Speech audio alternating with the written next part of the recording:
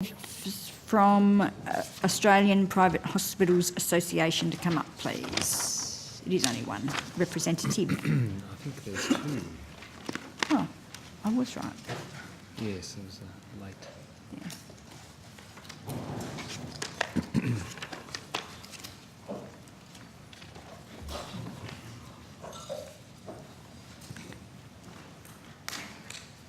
Welcome. Can I check with you both that you've been given information on parliamentary privilege and the protection of witnesses and evidence? Yes.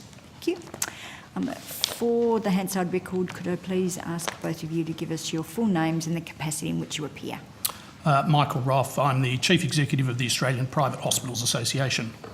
Thank you. Lucy Cheetham. I'm Director Policy and Research at the Australian Private Hospitals Association. Welcome and thank you for coming. Could I invite you to make an opening statement and then we'll ask you some questions? Sure, I'll keep it very brief to keep plenty of time for questions. But the only thing I wanted to say was that as an association, we participated fully in the industry working group on prostheses arrangements chaired by Professor Lloyd Sansom, and we broadly support all of the recommendations that came out of that working group.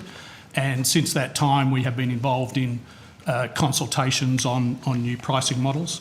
We do support, for example, the examination of a move towards price disclosure for prostheses and other recommendations about making more transparent some of the issues that are sort of bundled up in the rebate question at the moment, like the costs of supply and clinical service. But I can probably leave it at that and just take questions if you'd like. Okay. Ms Cheetham, you didn't have anything to add? Okay, thank you. Senator Dastyari, do you want to Okay, thank you. Thank you, Mr Roff, and thank you for being here with us today, and thank you for accepting the committee's invitation. I note that Australian Private Hospitals Association has not made a submission, as I understand, to this inquiry. We are continuing on with this inquiry. Is it your intention to not make a submission, or if now that looks like we'll be continuing this inquiry on, will you be making a submission? If there's an opportunity to make a submission subsequent to these hearings, we're happy to do so, particularly based on the evidence that's been presented. Okay. Our issue was the timing and our resources and some other issues that we were involved with. There's been a bit going on with ministerial committees and MBS reviews. But that's fine. We extremely rarely turn down late submissions. So we welcome anything you've got. So if you can, there's obviously three different parties involved in these transactions. There is the health funds, who we heard from earlier today.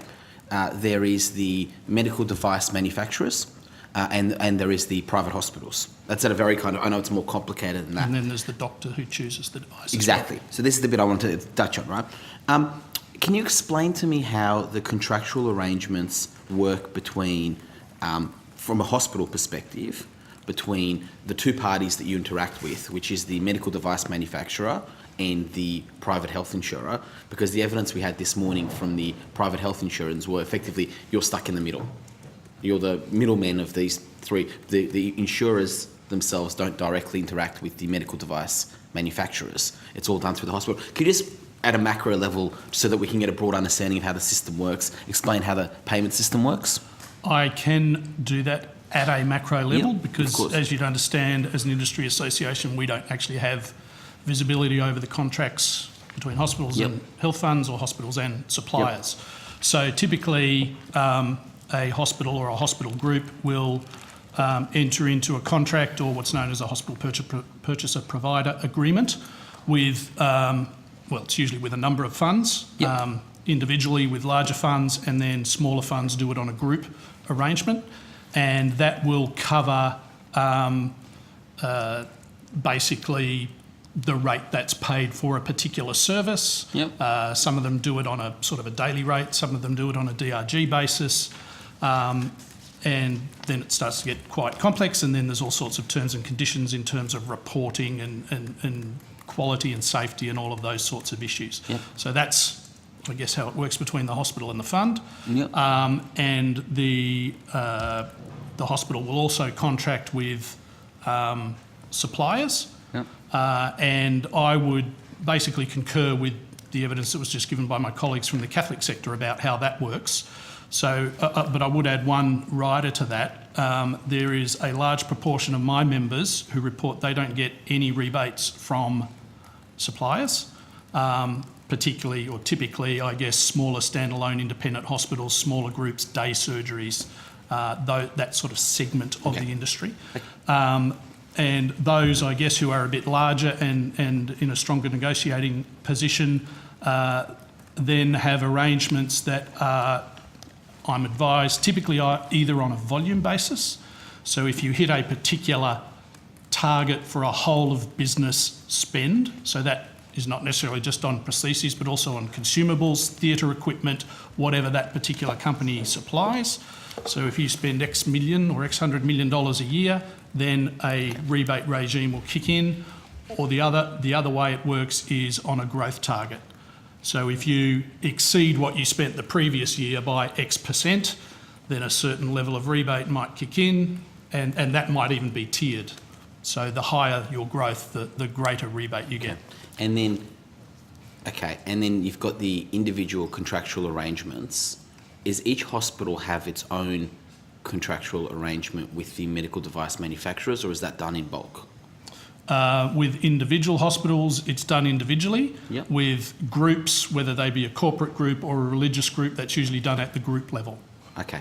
So for instance, and perhaps would have been more appropriate to ask the previous witnesses, the Catholic, they'll do that in bulk. They'll do that in bulk for the... So like, give me an example, right? The Mater Hospital in Sydney, which is a private hospital where both my daughters were born, that has quite a large prosthetics practice there. Knees, hips, that kind of thing. The individuals doctor themselves in that hospital, I'm using that as a private hospital that I'm familiar with, then makes a determination about, for the client, for the customer, the patient, a better word to use, on what's appropriate and then which medical device they're going to use, provided they're on a list that the hospital says we deal with. Broadly, yes, but I think more typically if the surgeon advises the hospital they want that device, then the hospital will supply it. Okay. You're saying that the decision maker is... Okay. So the decision maker more likely comes from the actual surgeon themselves, but then the surgeon can only decide from things that are on the prosthesis list, correct? If they're going to have if it's a prosthesis, yes. If it's a prosthesis, because if they were choosing anything off the list, then there'd be no rebate. Correct. Which would mean it would completely fall on the patient who you imagine would bulk at the cost of, while we have private health, people like to be covered, people fine. To what extent then, Mr. Roff, the decisions that get driven by doctors, and I mean this in good faith, looking at ways of finding solutions so that they fit within the parameters of the rebate? I'm sorry, you might just have to unpack that a bit. I'm not sure. Sure. It sounds like there's an incentive there for the doctors, and we heard this previously from a hospital perspective as well. There is an incentive there for the doctors to find medical solutions that allow, that fit within the definition of what is and is not on the prosthesis list, the 10,400 or so different items, so that their patients are able to get the rebate. Is that something we should be concerned about, that it's skewing medical decisions? Yeah, there might be a couple of different issues there in terms of, I don't know, particularly if we're talking about implantable devices, that people would want, in fact, if they're able to access devices that are not on the list. So I think I know what you're saying, but generally, if it's a prosthesis, it's on the list, so it's available to be chosen. Fair enough. Yeah. Okay, I'll be very, very quick because I'm conscious of time. Now, private hospitals receive 70% of payments made by private health insurance. So when they pay things out, 70% of it goes to private, which makes sense because, that's what most people are covered for. Is that figure? That's the figure that was given to us yesterday. Does that sound correct? I think that is almost correct. I think that 70% is what they call hospital payments, but included in that are not just payments to private hospitals. There is payments for private patients in public hospitals, Yep, which is okay. $1 billion a year. And I think that also includes the medical It could costs. do, and also some step down in terms of nursing home type care. Okay. But that doesn't include the medical device component, which is another 14% on top of that. That's correct, yes. Okay, correct. Okay. So that, the figures that I've got is that the private health insurers pay out $20 billion in payments per year, roughly, and then standard goes more than just private hospitals, more cover. 70% of that, these are very rough figures. We're talking around about a $14 billion industry. Is that the headline? Is that the correct headline figure? In terms of health insurance payments, I think it's about $8.5 billion a year To hospitals. to hospitals. Okay. So when you add in the medical costs and the others, it may... So $8.5 billion. That's just from the private health insurers. On top of Correct. that, you'd obviously have. How big then would the I think probably around 14 billion is a reasonable sort of estimate. of the whole kind of industry? Okay. Look, I mean, I guess it's going to be hard. This question will be a hard one for you to answer. But I want to put it there. Is this kind of the concern around? There has been 3% above inflation. That's the evidence we're given earlier today. Rise in health costs, hospital costs per year. That was the evidence that the insurers gave, which I understood to be 3% on top of CPI. Is that the correct figure? Well, I know where you're going with it. I've got some figures here. Yeah, that I can please. present, Why and I'm happy- don't you do that? Why don't you go through your figures? So between 2005 and 2015, Yep. Now this is the payment to just the payment to hospitals. This is the average benefit per episode. So this is the payment just to the hospital. Mm-hmm. So between 2005 and 2015, that increased 35%. Yep. So an average of 2.8% a year. The benefits paid to the hospital for each episode of care. So basically, the unit cost was going up at 2.8% a year. That's not on top of CPI. No. Okay, so it's really going up 1% a year. Yeah, but if inflation's around 2%. What's really driving it is utilisation. So if you look at the increase in payments by health funds Yep. between 2010 and 2016, 25% of that increase was due to a growth in the number of people insured. So obviously, if there's 1.4 million people extra insured over that period, health funds are paying out more. The other thing is the growth in utilisation. So in 2010, there were 321 privately insured episodes per 1,000 people insured. Yep. And that grew to 384 by 2016. So that's a 63% increase 6% in utilisation, and that accounted for 40% of the growth in health fund expenditure. So what you're really saying is that the cost per patient per stay, once you remove inflation at 2%, whatever it is, it's roughly about 1% a year. But the real increase has come from the fact that, again, ageing society, we can have a whole different debate about this, but a higher proportion of patients are actually using the hospital There's more services. patients insured, and more of them are using services more often. Yeah, it's the more patients being insured isn't the thing that would be driving up costs, though. What would be driving up costs would be more people using it. Yeah, correct? but the funds tend to try and obscure their total outlays as growth in cost with the unit cost. Okay, that information that, if you can take on notice, Mr. Roff, that table that you just read from, I don't know if that's something that you can... That's publicly available figures. We're happy to email that to the if you committee. can take that on notice and provide that to the committee. Out of the private hospital chains now, the two largest, which are obviously Ramsay and Blue Scope. HealthScope. Oh, HealthScope, sorry. What % of the market are they? The two of them? I think roughly Ramsay's about 25 and HealthScope's around 15, roughly. Okay. So roughly they'd be about 40%. Yeah. The Catholic amalgamated kind of body, what % would that be? Would be about 25%. About 25? Yeah. More or less. It depends how you count it. Yep, fair enough. We're looking at ballpark figures, yeah. And then after that, you start getting a whole series of very small. There's some smaller for-profit, well, one or two smaller for-profit groups, and some smaller not-for-profit groups like Epworth Healthcare, Uniting Healthcare, Yep. Adventist Healthcare. Okay, but there's really two large.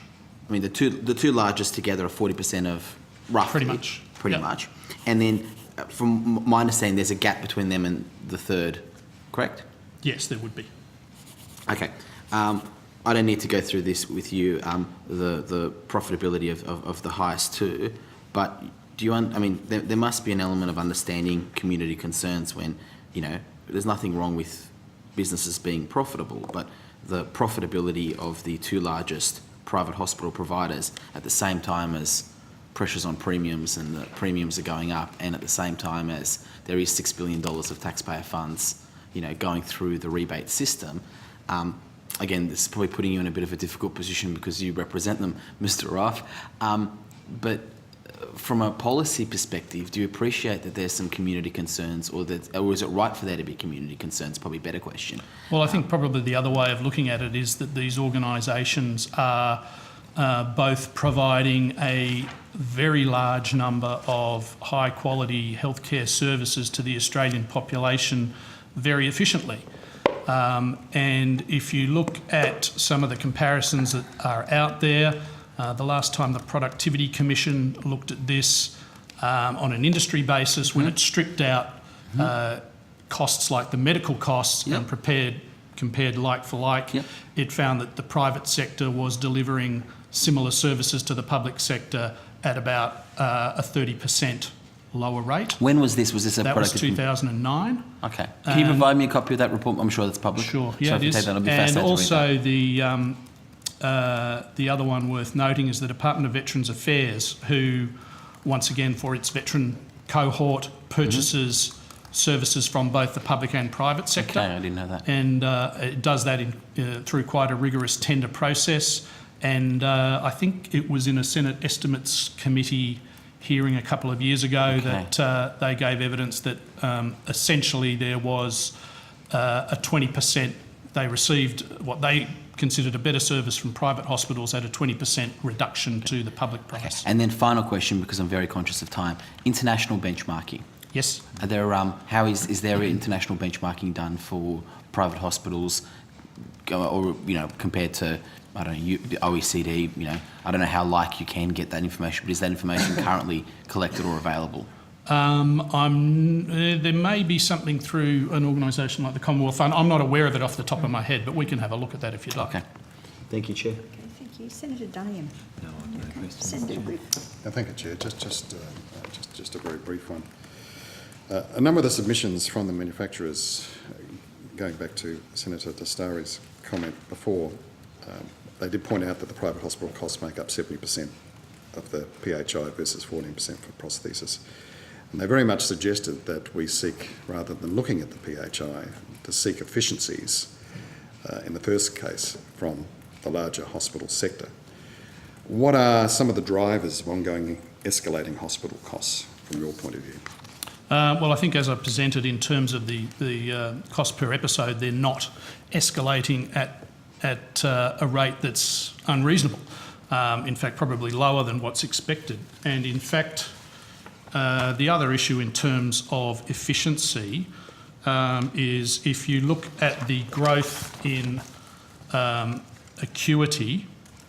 So if you look at what's called the average cost weight, which is a guide to the expected resource use per separation as an indicator of complexity of the patient load, between 2010-11 and 14-15, that increased by 5.2% in private hospitals. At the same time, the cost increase due to acuity was 1.1%. So even though our patient mix was 5% more complex, the increase in cost due to that was only 1.1%, which indicates that we are efficient and finding innovative models of care to meet the needs of that particularly ageing population. Okay, so you've refute their statement. Hope so. Okay. Chair, I don't have any other... Okay. Do you have some more? Yeah, I do. Sorry, I wasn't kind of... okay.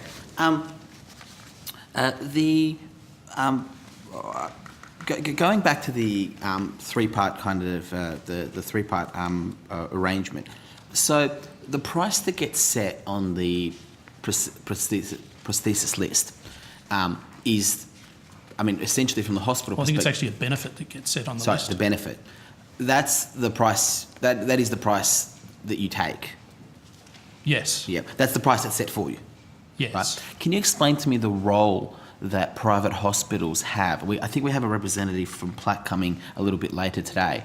But if you can explain to me the role that private health insurers are able to play, also private hospitals play in the determination of the prosthesis list. Well, we have a nominee Yep. that's on the plaque, so through that nominee, I guess, we have input into the process, but once again, we don't have visibility over the process. Yes, so that's the bit that kind of, looking at some of the evidence that we've been given as a committee over the past few days, that effectively would mean that if you're a private hospital operator and you're providing these services in your hospital,